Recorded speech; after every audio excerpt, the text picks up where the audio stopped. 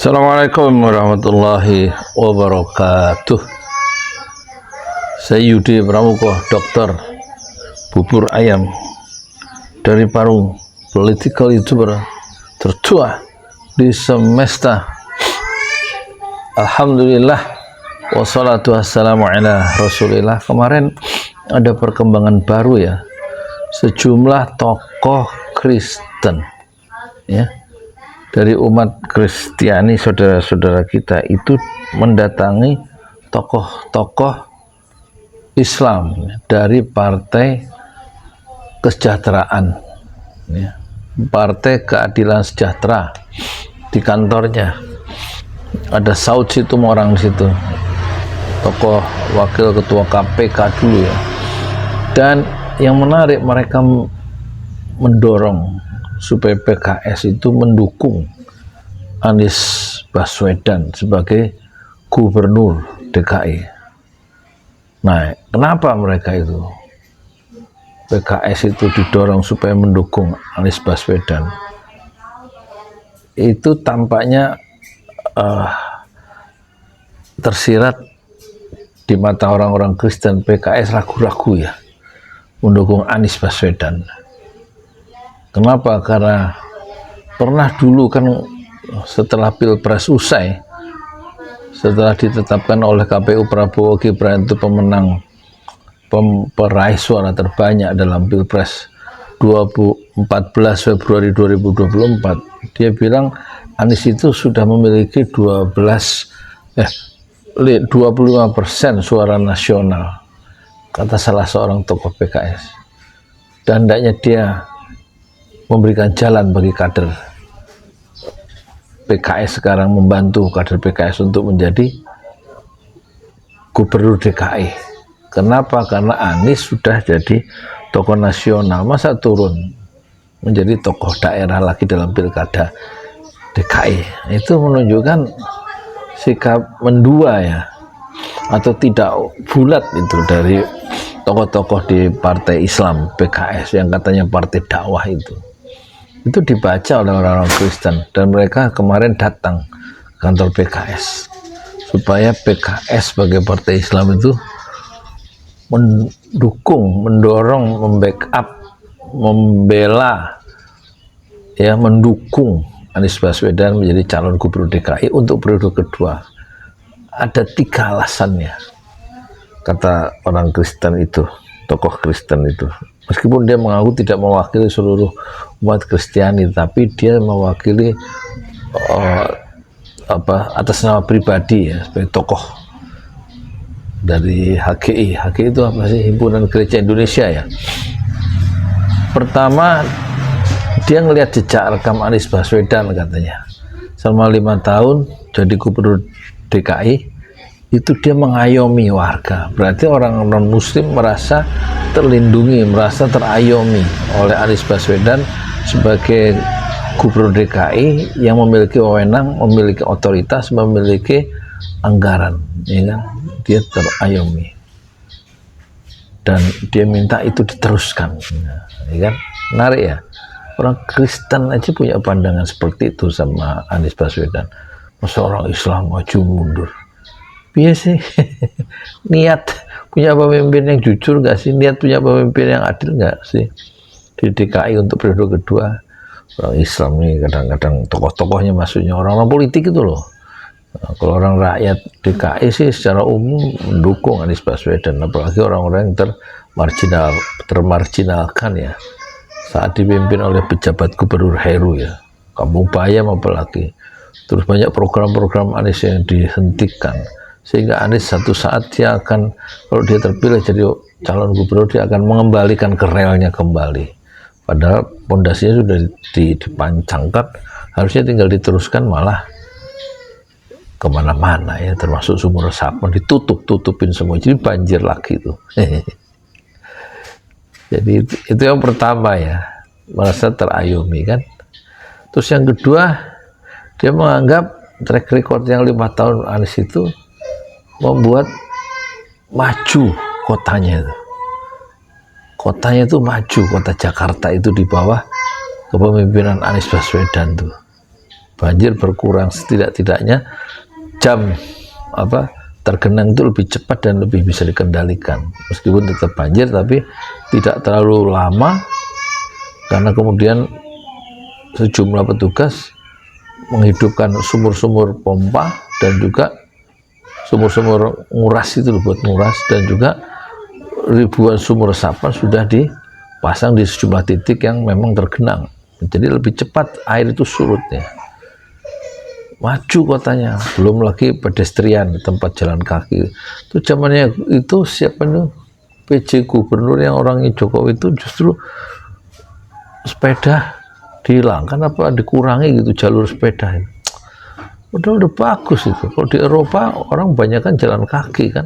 Ini mah nggak pakai motor, ya kan.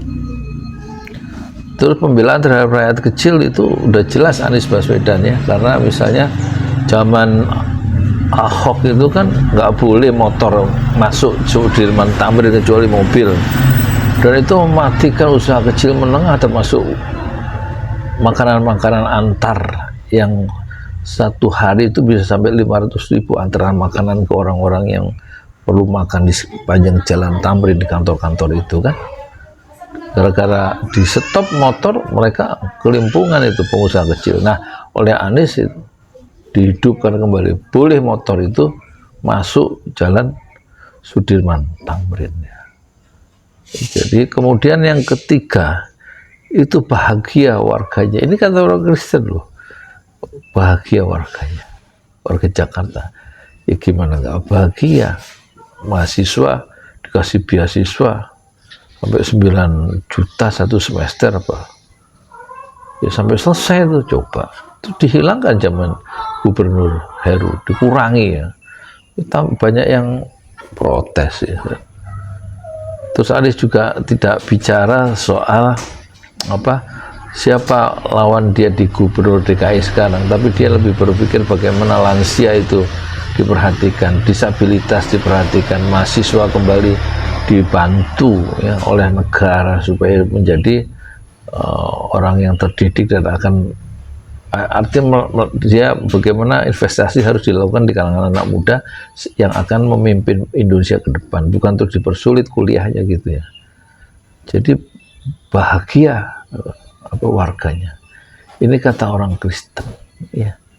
Nggak malu ente sebagai orang Islam dukung gubernur lain yang nggak punya track record.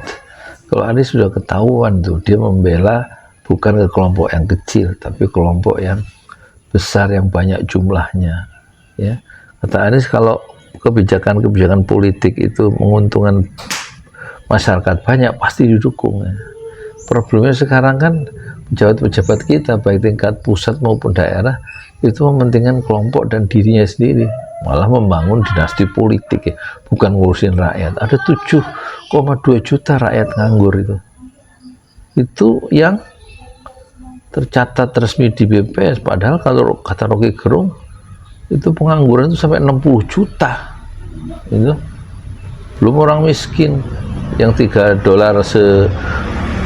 sebulan itu menurut perhitungan Bank Dunia, $3 sebulan. Orang yang punya penghasilan $3 atau 50.000 sehari, bukan sebulan, sehari, itu termasuk orang miskin. Dan itu hampir separuh. Separuh itu berarti kalau kemarin daftar pemilihnya itu ada sekitar 204 juta, ya kira-kira 100 juta tuh orang miskin di Indonesia kalau ukurannya World Bank ya, Bank Dunia, $3 sehari.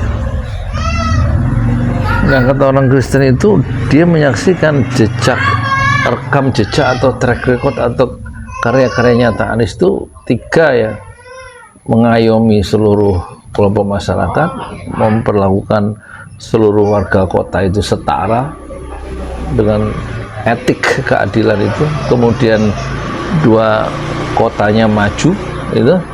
Ini kata orang Kristen. Ente sebagai tokoh Islam bagaimana sih nggak dukung Anies Baswedan? Tuh orang-orang yang di Nasdem tuh yang ragu-ragu, orang-orang yang di PKS yang ragu-ragu dukung Anies itu bagaimana? Orang-orang sampai didatangi orang Kristen tuh, orang-orang PKS. Terus ada orang lagi yang PKB, ya kan? Ya didukung oleh Dewan Pimpinan Wilayah, tapi Muhaimin di PP Pusat kan belum dukung secara resmi. lama gitu loh.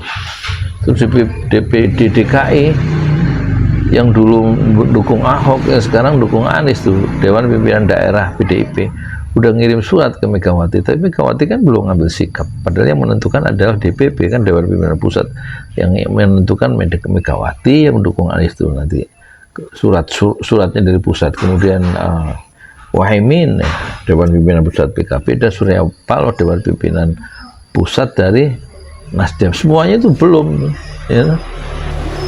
Belum. Coba itu sampai didorong-dorong sama orang Kristen, dia akan keliling ke partai-partai itu. Gimana sih orang Islam nih, pemimpinnya yang udah terbukti bagus, Anies Baswedan, ragu-ragu gara-gara ada saling menggrendel ya, punya masalah masing-masing ya, saling melindungi. Ya jangan begitu ya. Ta'awanu 'alal birri wat taqwa, tolong menolonglah dalam kebaikan, wa taqwa, dalam ketakwaan. Wala ta'awanu, jangan kamu saling tolong menolong, saling melindungi ya, itu dalam ismi wal udwan, dalam dosa dan permusuhan. Ayo coba pada bangun lagi itu. Masuk orang-orang dari PBNU itu jangan ngurusin tambang ya. Dukung secara terbuka, declare PBNU atau tokoh-tokoh NU mendukung Anies di DKI gitu. Ini mah ngurusin tambang, ngurusin ngimpi, pengen dapat duit banyak, tapi nanti ngerusak lingkungan. Nanti katanya para pengamat itu apa, tambang itu izin usaha tambang, terus mengelola tambang, ormas kok mengelola tambang, itu ya nanti jadi sumber korupsi katanya di kalangan elit itu katanya. Udah sekarang mah ini aja pada dukung ya Anies Baswedan, bismillah ya. Soal hasil kita serahkan ke Allah. Bismillahi tawakkaltu 'ala Allah. Saya Yudi Pramuka, political YouTuber tertua di semesta Fasbir Sabran Jamila. Bersabarlah dengan kesabaran yang indah. Assalamualaikum warahmatullahi wabarakatuh. Di jalan Allah. Ini Masjid 6 Syuhada lagi dikunjungi sama Ketua Hilmi. Modal awalnya berapa Pak Yudi Pramuko? 750.000 rupiah aja. Jadi ini 500 jutaan nih barang. Sekarang udah habis 310. Masya Allah, tuh udah pakai keramik, plafon granit tuh kayak marmer tuh. Masya Allah nih, sampai juga kita ke sini. Masjid 6 Syuhada, ngapa namanya Masjid 6 Syuhada Ya, Pak Yudi? kita mau mendokumentasikan perjuangan dakwahan nama anak muda pengawal Habib Rizik Syihab itu. Masya Allah. Yang dibunuh sama orang jahat di kilometer 50. Kilometer 50 ya. Itu kan simbol memperjuangkan dakwah itu kita harus memberikan segalanya untuk Islam kan ya. Untuk Masya dakwah Islam. Allah. Dan nama anak muda itulah yang sudah memberikan segalanya untuk Islam. Masya Allah. Apa nanti nama pemuda itu ada juga di sini mungkin diterangkan? Mungkin namanya 6 Syuhada. 6 Syuhada itu, ya. 6 Syuhada dipasang di sini, 6 Syuhada. Bipali, apa yang dikomentarin dari ini semua Bipali? Masya Allah, luar biasa. Dari uang 700.000 kalau pengen ternyata bisa. Bisa. Allah kirim. Tuh, bisa. Ya, dengan masuk satu gang kecil, tapi Bapak ini luar biasa. Kecil tuh. Masya Allah ya. Satu call aja. Masya Allah, perjuangan Pak Yudi Pramuko, YouTuber sejagat paling tua. Tertua di semesta. Tertua di semesta. Masya Allah. Tukang donat. Tukang donat. Tukang donat dari Paru. Ini saya laporkan dari lapangan ini, langsung dari Masjid 6 Syuhada. Masya Allah. Dan ini dia. Dalam lihat dah. Tuh, lihat tuh masjidnya. Tuh imamnya di situ tuh. Malam-malam lagi kita. Masya Allah. Masih kurang nih. Atapnya katanya transfer aja. Masjid 6 Syuhada sebentar lagi selesai. Dinding lubang angin sebagian sudah terpasang, lantai 2, dan kemudian plafon termasuk lantai bukan keramik, granit 150 dus bersama tiang-tiang yang ada 16 setinggi 4,5 meter. Kemudian finishing terakhir adalah tangga menjebol atap ya. lantai pertama untuk masuk ke lantai 2. Inilah Masjid Enam Syuhada. 2,5 tahun lalu dimulai pada 2 Agustus hari Senin 2021. Tinggal sedikit lagi insya Allah, dan lantainya dari keramik, bukan keramik, granit, sudah diresmikan lantai pertama. Nanti lantai kedua lewat sini tangganya jebol untuk masuk ke lantai 2. Inilah Masjid Enam Syuhada yang sangat megah karena dari bahan-bahan pilihan kualitas nomor 1.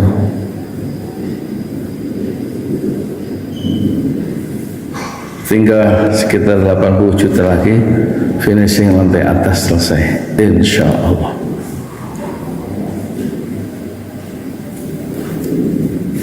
Ya, inilah Masjid Enam Syuhada